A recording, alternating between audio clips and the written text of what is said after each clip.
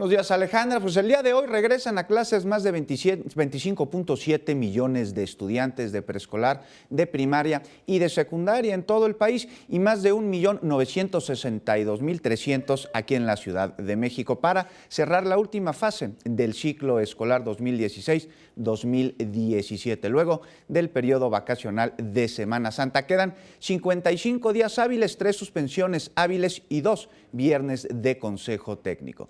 Aquí en la capital, 25,000 policías aplican este lunes un operativo de seguridad y vialidad para garantizar la integridad y la movilidad de los alumnos, de los padres de familia y también del personal docente. El operativo inició a las 6 de la mañana en las 16 delegaciones para resguardar las inmediaciones de los planteles educativos con la finalidad de agilizar la vialidad y también generar condiciones de seguridad.